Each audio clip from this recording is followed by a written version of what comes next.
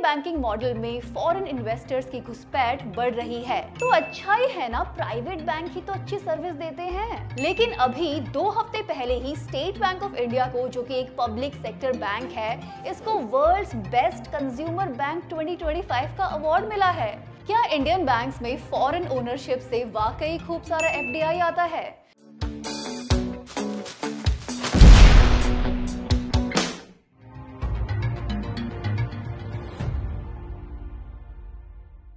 1960s में एक समय ऐसा था जब हर बड़े इंडस्ट्रियलिस्ट के पास एक बैंक था।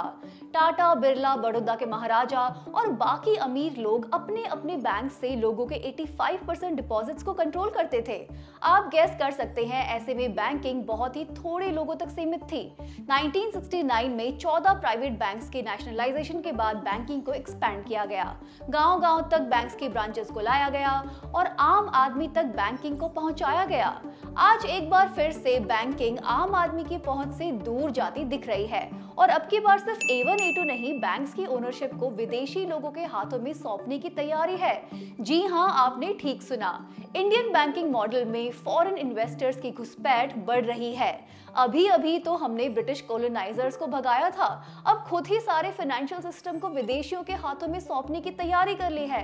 एग्जैक्टली क्या हो रहा है, आइए बात करते हैं। रिजर्व बैंक ऑफ इंडिया अब तक इंडियन बैंक्स में 20% तक की फॉरेन ओनरशिप को अलाउ करता है, लेकिन कई मीडिया रिपोर्ट्स के अनुसार अब इसको बढ़ाकर 49% किए जाने का प्लान है। बाकी 51% स्टेक सरकार के पास ही होंगे, लेकिन करोड़ों लोगों के लिए बैंकिंग का मॉडल बदल जाएगा। आपको बता दें कि प्राइवेट बैंक्स में ऑलरेडी 74% तक फॉरेन ओनरशिप अलाउड है। दुबई के एमिरेट्स, NBD, जापान के SMBC, US के ब्लैकस्टोन और स्विट्जरलैंड के ज़ूरिक इंश्योरेंस समेत कई सारे ग्लोबल प्लेयर्स इंडियन बैंक्स में खूब इन्वेस्ट कर रहे हैं। रिसेंटली ब्लैकस्टोन ने फेडरल बैंक में 6,196 करोड़ लगाकर 9.9% स्टेक खरीदे। ऑलरेडी HDFC बैंक में विदेशियों की 48.4% हिस्सेदारी है और ICICI बैंक में 46.8%। तो अच्छा ही है ना, प्राइवेट बैंक ही तो अच्छी सर्विस देते हैं। लेकिन अभी 2 हफ्ते पहले ही स्टेट बैंक ऑफ इंडिया को, जो कि एक पब्लिक सेक्टर बैंक है, इसको वर्ल्ड्स बेस्ट कंज्यूमर बैंक 2025 का अवार्ड मिला है। इतना ही नहीं, ग्लोबल फाइनेंस अवार्ड सेरेमनी में SBI को एक और अवार्ड मिला, बेस्ट बैंक इन इंडिया 2025। तो अब माने या ना माने, देश की मेजॉरिटी को बैंकिंग सर्विसेज पब्लिक बैंक्स ही प्रोवाइड कर रहे हैं। तो सवाल ये है कि जब पब्लिक बैंकिंग मॉडल इतने लोगों तक पहुंच रहा है, तो उसकी ओनरशिप में विदेशी हिस्सेदारी क्यों? क्या इंटरेस्ट है फॉरेन इन्वेस्टर्स को हमारे बैंक्स में? आज इंडिया में 12 पब्लिक सेक्टर बैंक्स हैं, जिनके कंबाइंड एसेट्स 171 ट्रिलियन रुपए हैं। बैंकिंग सेक्टर में इनकी 55% की हिस्सेदारी है। 2025 में जनवरी से सितंबर के बीच इंडिया के फाइनेंशियल सेक्टर में $8 बिलियन की डील्स हुई हैं। फिर इंडिया की ग्रोथ भी है। आपको बेशक महंगाई और बेरोजगारी के धुएं में ग्रोथ नहीं दिखती हो, लेकिन फॉरेन इन्वेस्टर्स को इंडिया का बड़ा मार्केट तो दिखाई देता ही है ना, क्योंकि कितनी भी महंगाई हो, लोगों को खरीदारी तो करनी ही पड़ेगी और बैंक्स के प्रोडक्ट तो हमेशा ही जरूरी होते हैं, जैसे loans and insurance. McKinsey and company एक ग्लोबल कंसल्टिंग फर्म है। इसके मुताबिक नेट इनकम के हिसाब से बैंकिंग इंडस्ट्री इंडिया का लार्जेस्ट सेक्टर है। 2024 में बैंकिंग सेक्टर में $46 बिलियन जनरेट हुए और 31% की एनुअल ग्रोथ हुई। इनके हिसाब से अभी हमारी बैंकिंग इंडस्ट्री को बहुत एक्सपैंड करना है। अभी तो हमें अमेरिका जैसा क्रेडिट कार्ड सिस्टम बनाना है। आप शायद जानते हो, 60% अमेरिकन्स पर क्रेडिट कार्ड डेट है और स्टूडेंट डेट में, स्टूडेंट कर्जे में भी तो हम पीछे ही हैं। 2024 में US में स्टूडेंट लोन्स का बकाया $1.7 ट्रिलियन तक पहुंच चुका है। 420 लाख लोगों पर कर्जा है। हमारे यहाँ भी स्टूडेंट लोन मार्केट खूब फल फूल रहा है, लेकिन US से हम बहुत पीछे ही हैं। इसको भी तो बढ़ाना है ना। पर फॉरेन इन्वेस्टमेंट, FDI भी तो चाहिए। क्या इंडियन बैंक्स में फॉरेन ओनरशिप से वाकई खूब सारा FDI आता है? 2018 में कनाडा के एक बिलियनियर के फेयरफैक्स ग्रुप ने CBS बैंक में 51% ओनरशिप सिर्फ 1200 करोड़ में खरीद ली। फिर 2024 में उन्होंने अपनी 9.7% स्टेक 595 करोड़ में दूसरों को बेच दी।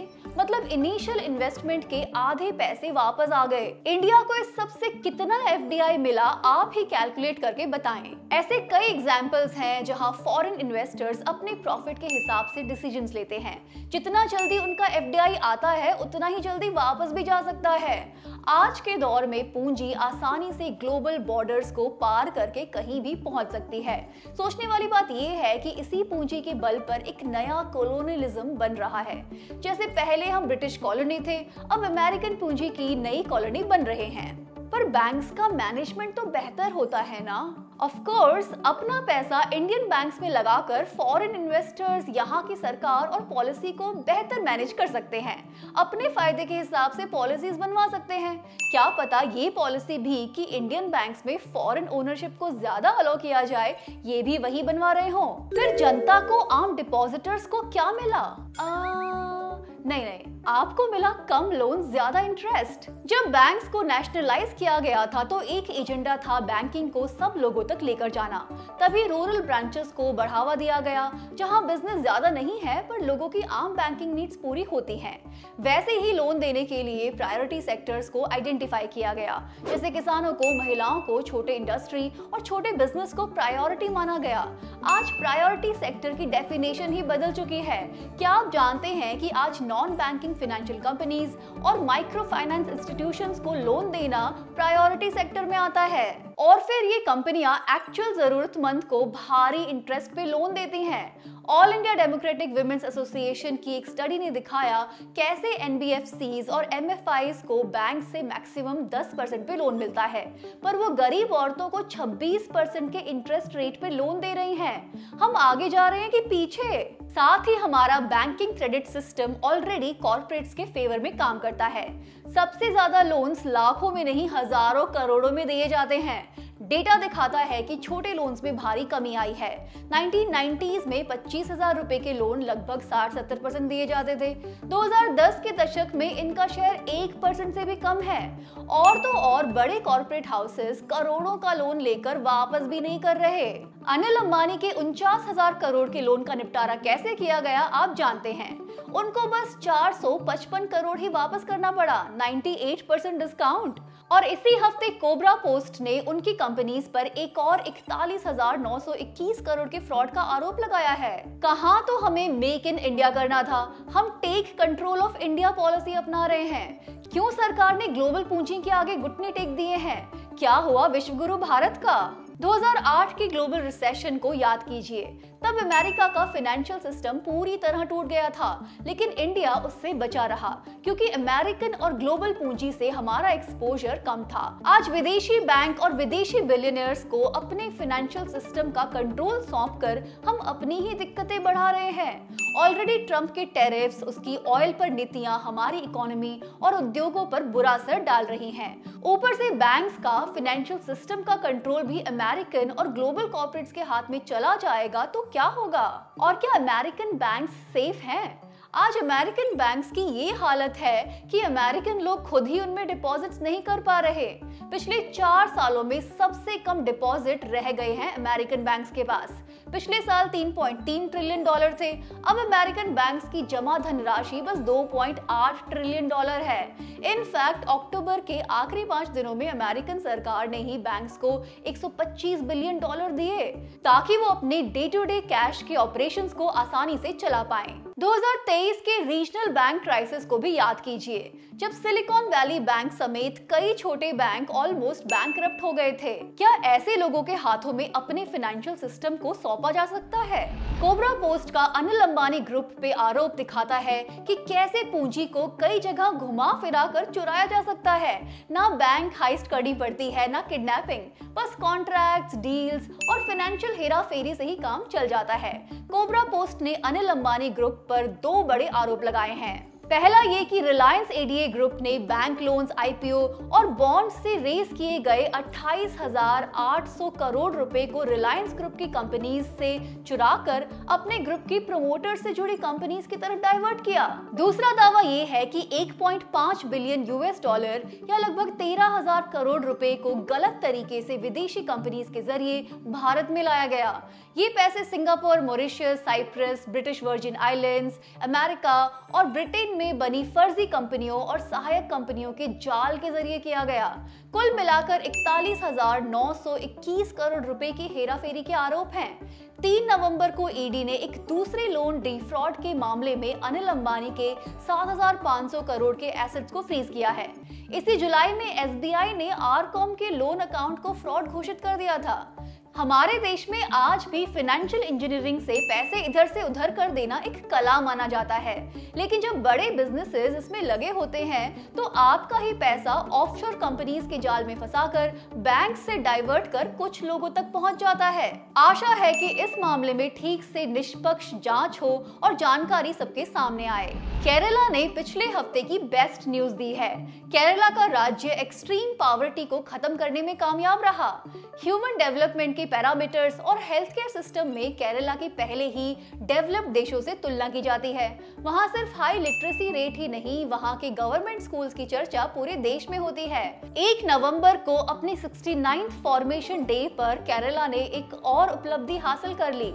सवाल है कि केरला ने ये कैसे किया? मई 2021 में केरला की लेफ्ट सरकार ने extreme poverty eradication programme launch किया था। 2023 के नीति आयोग के डेटा के अनुसार जहां देश में 14.96% लोग मल्टी डायमेंशनली पुअर थे, केरला में ये परसेंटेज बस 0.55 था। अब 64,006 परिवारों को आइडेंटिफाई कर उन्हें एक्सट्रीम पॉवर्टी से निकाला गया है।